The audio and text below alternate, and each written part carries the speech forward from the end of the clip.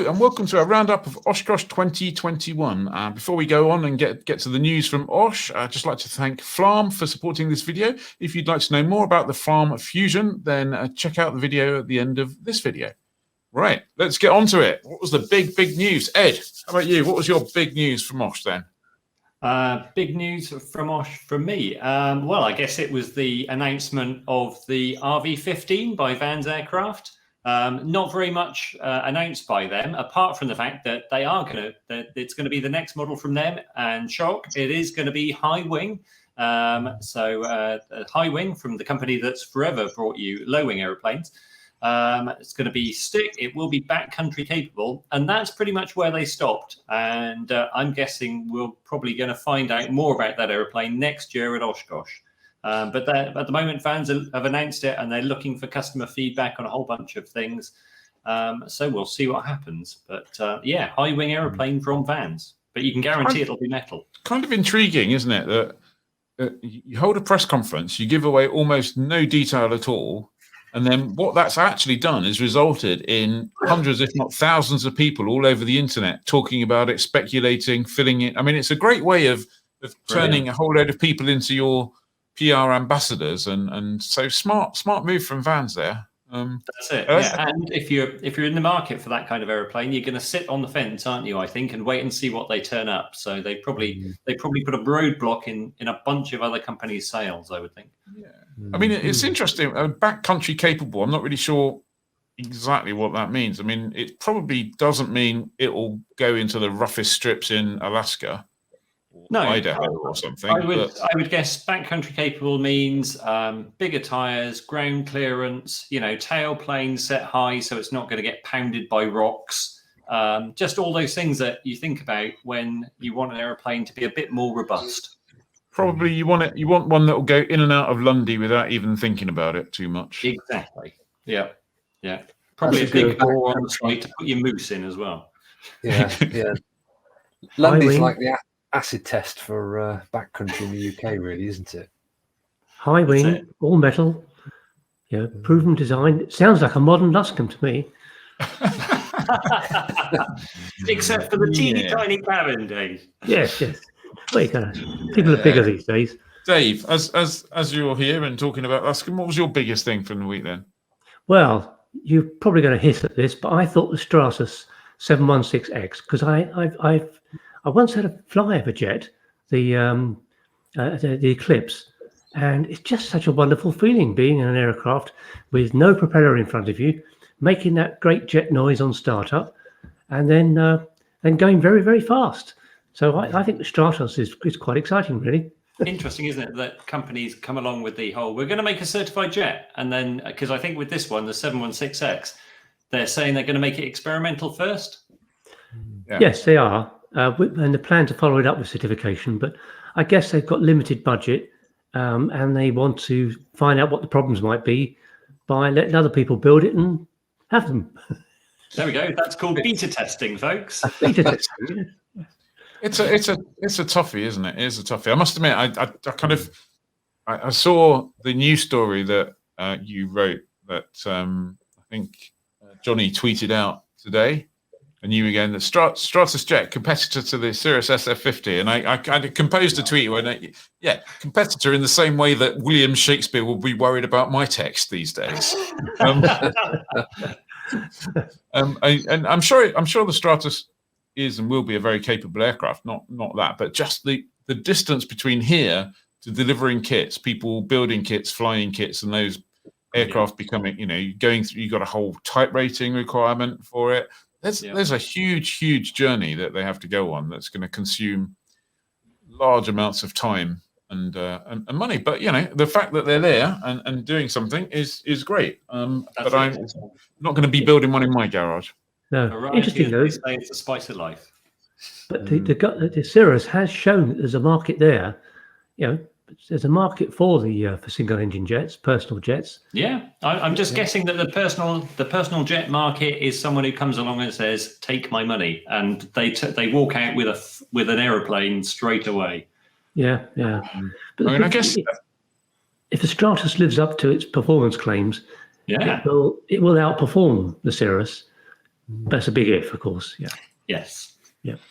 I mean, I guess people who've had a little look at that market in a way, not quite a jet, is Epic. You know, although Epic is certified now, it's taken a while to get certified, hasn't it? And the path they went along was effectively a kind of I think it was a builder-supported build program where you still had to build your Epic turboprop, and I think that was probably $2-3 million.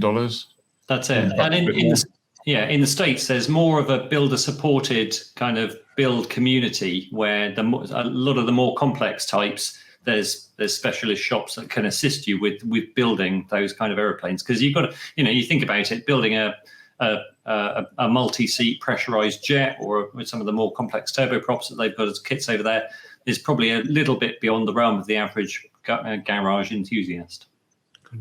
Yeah, absolutely. And the kind of people who want to splash out $2 to $3 million on a kit for a jet and who want to fly a jet and who need that performance. I know this is a bit of a generalization, but they will tend to be fairly busy people and not have the time necessary to spend it all in their garage laying up epoxy stuff. Yeah. Anyway, good luck to them. Good luck to them. Johnny, how about you?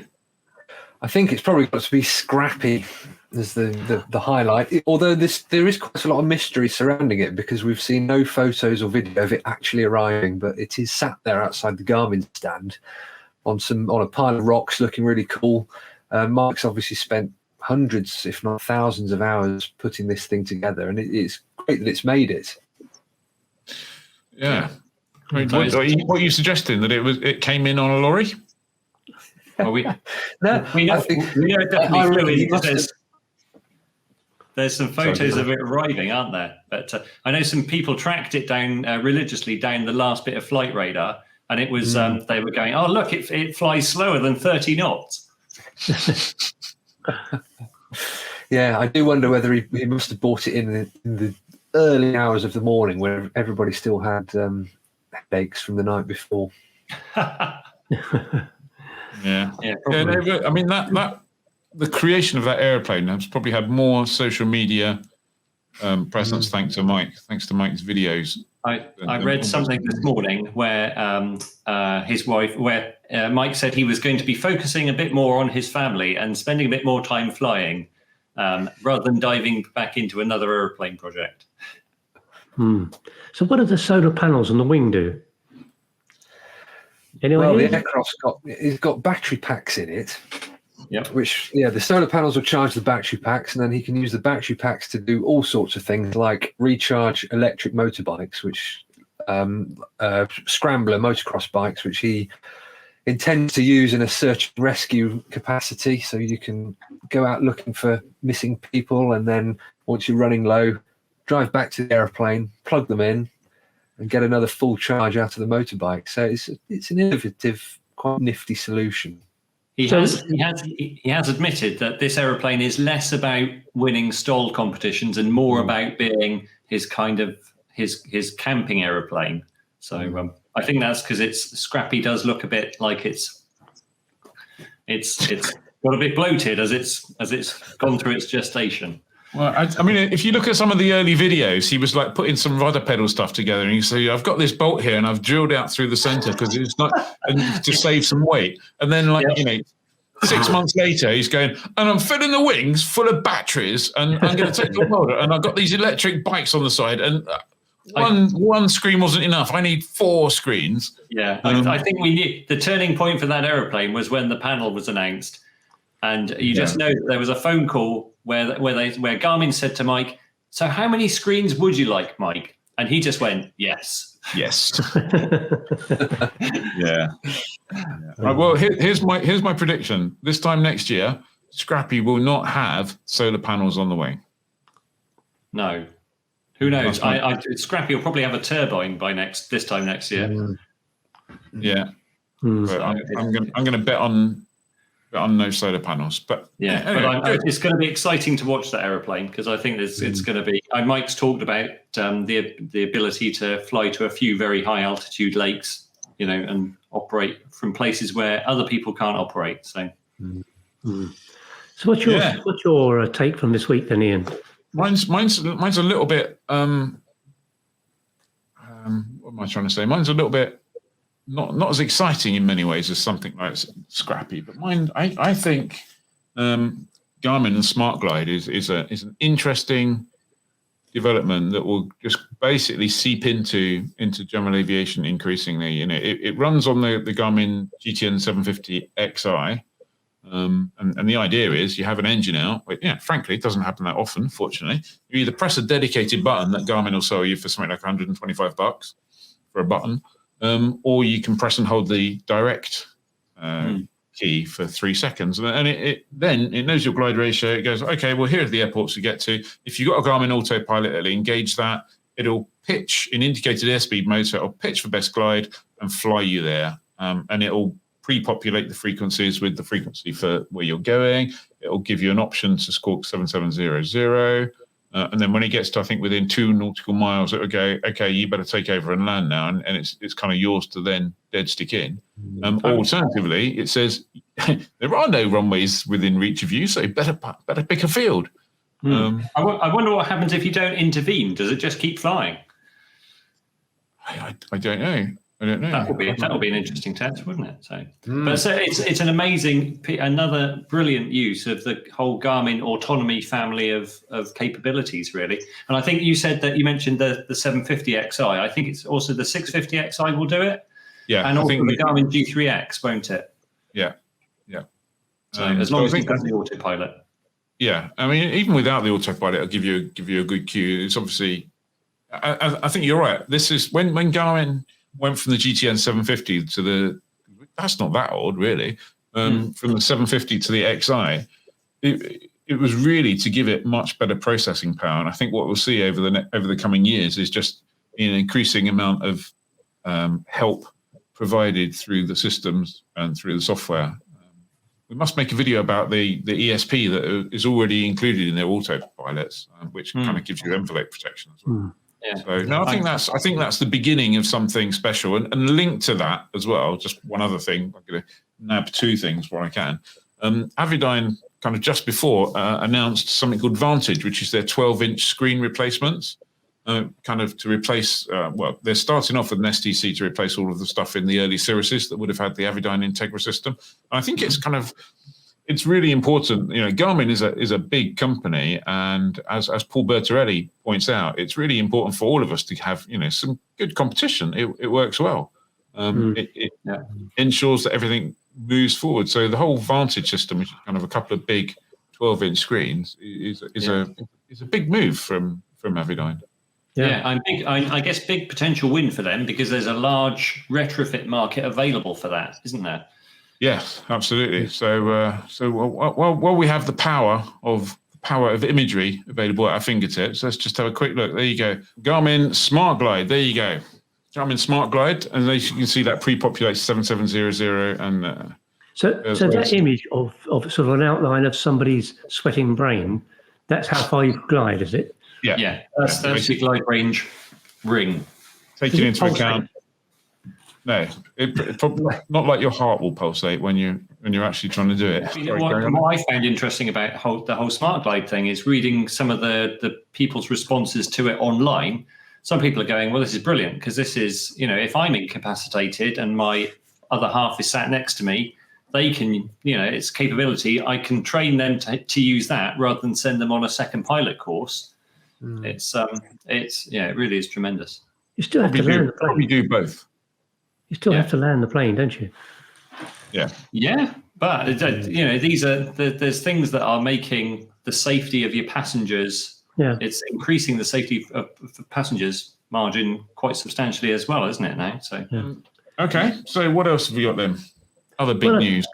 I think the high octane unleaded avgas from GAMI is quite high up on the list. This is a potential replacement for 100 LL low lead fuel. And there's quite a lot of aircraft out there with engines that can't run on unleaded 91 fuel, for instance, which is available. They need 100 octane. So it's probably pretty important. Yeah. It's certainly a pathway to the future, isn't it? Yeah. And I think GAMI have been working on this for 7-8 years. 11 years. 11 years. 11 years. Wow. Yeah. And the thing about distribution because obviously it's one thing making it, you've got to distribute it as well. And they've tied up with a company called Avfuel, which basically works mostly with business aviation, but they've got a system, a distributing network all across the states, and a few in Europe as well. So there's a way of getting it out to people as well once they can make it in large enough quantities. Yeah. Good. I think the great thing about this is the fact that up until there was this announcement, it's always been a bit of a stumbling block. It's like, how are we going to get lead out? And people are like, oh, it's there's no answer. Now at least there's an idea, or there's a path forward, isn't there? So yeah. Okay, so what else have we got? I think we should move on to the sort of wild and wacky side of Oshkosh for a bit. Oh, wild and wacky! I've got something wild and wacky. Has it got anything to do with Oshkosh, though? Yeah, absolutely, totally. So there was a machine that not too many people picked up on this. I'm guessing because it's in one of the kind of lesser trodden booths on a lesser trodden path. But there's a machine called the Tetra.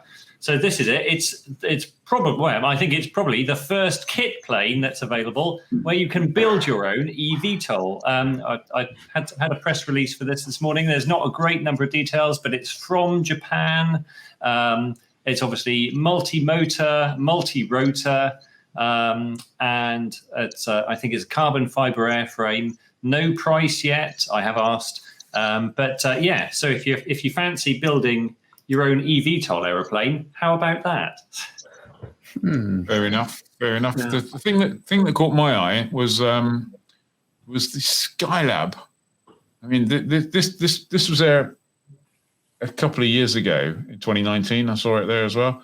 Yep. When I say caught my eye, I don't mean caught my eye because it was stunningly beautiful. Caught my eye because it looked weird, and really, regardless of any of that, and this is what it's supposed to look like when it's all done and dusted. Yes. But regardless, I mean that for me is just a celebration of the wackiness. Yeah. It's made out of Lego. What are you talking about?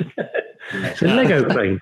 Multi-motor distributed lift. Looks like a fantastic view from the front. Yeah. So. It looks just like the old Optica. Yes. But much better. Except the wings and the the ducted fan. Yeah. Yeah. The first 3 or 4 feet look just like the Optica. Yeah. If you squint your eyes. Yeah, it looks a bit like that. But yeah, no, that was really good. Obviously, the big news middle of the week was the storm. Absolutely. So, I don't think we've got a picture of the storm, but I do think we haven't got a picture of the storm, but it was kind of early doors on Wednesday. There was a lot of chatter about a whole bunch of thunderstorms that were lining up to join forces to make a superstorm, and this was looking like it was going to run straight over the top of Oshkosh. And that caused an absolute mass exodus. So we've got a photo there. This was a screenshot of the of kind of the ADSB traffic, people just jamming the taxiways, all lining up to leave. And I think the estimate was that ahead of the storm, something like 1,500, 2,000 aeroplanes flew out. Just people fearful because there was a heavy prediction of hail coming along with it. And obviously, hail and aeroplanes are not a good mix. So there was a mass departure, dive for the hangars. People who got left behind were buying bubble wrap and mattresses and carpets and wrapping their aeroplanes up. I saw a photo of one P-51 wrapped up in carpet and cling film. So did you see on that screenshot, Ed? There's a couple of aircraft turning onto final approach. Yes. From right base. I'm thinking, where's everyone going? Yeah, they must be because this was early-ish morning, so they must be going. Is there something that we don't know? Well, I guess they're getting there and going. Well, there's going to be somewhere to park at least. I think just rounding up the other news that there was. I think there was some news that Icon and their A5 are going to try and certify the airplane, which will be interesting. Yes. That should lead to some more worldwide sales, although I think not much good for us because we haven't got any water that you can land on easily, even though we're an island nation. Cirrus, just before Oshkosh announced their G2 Plus, which is kind of basically a tweak to the FADEX software, which gives up to 20% better performance at hot and high airfields. So enables you to get a little bit more margin or use shorter runways, basically. Yeah, is that the Vision Jet, Ian? What did I say? G2 Plus. G2 Plus is the Vision Jet. Yes. So Generation 2 of the Vision Jet, but this one's a Generation 2 Plus because of that extra power, as it were. What else was there? The Blackfly is also flown at Oshkosh. Yeah, well, the Blackfly Ultralight flew. I'm not sure if it was manned, but what was manned was the Volocopter flew, and that was the first public manned flight of that aeroplane. Of that vehicle. Yes, the Blackfly was manned as well. Was it? Wow. Okay. Yeah. I really like the Blackfly. I could see myself owning one of those. I think we have about covered all of the big stuff. I'm sure there's a few bits and pieces that we've missed out, which will frustrate some people. If there's some stuff that we come against, we might even add another video and do something like that. But I think that's about it for this year's Oshkosh coverage. We couldn't go thanks to travel restrictions and the American embassy and et cetera, et cetera, et cetera. However, fingers crossed that we'll be back next year. We got an interview with the American embassy in February 2022, so should be in time to get over to Oshkosh 2022. Just in time. How frustrating is that? Thanks once again to our sponsors, Flam. And if you want to know a little bit more, just check out the video that's coming along right now.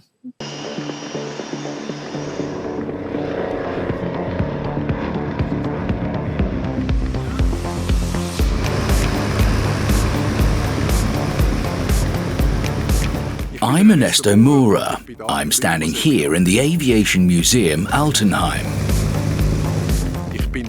I'm a pilot of vintage airplanes. As the technical pilot, I'm responsible for the safety of the airplanes, as well as the instrumentation and the displays in the cockpit.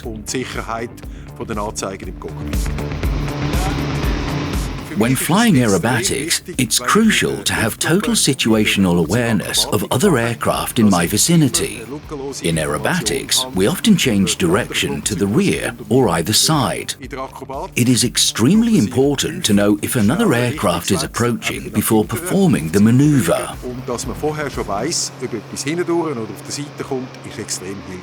Flam helps me to maintain this 3D situation awareness. The technology in the new PowerFlam Fusion is genuinely cutting edge. With the old devices, we had to work with USB flash drives to perform software updates or load obstacle databases. With PowerFlam Fusion, we can now do these things conveniently from our desk over Wi-Fi using a laptop without opening a single maintenance door. In my opinion, this is a definite step forward and a true innovation.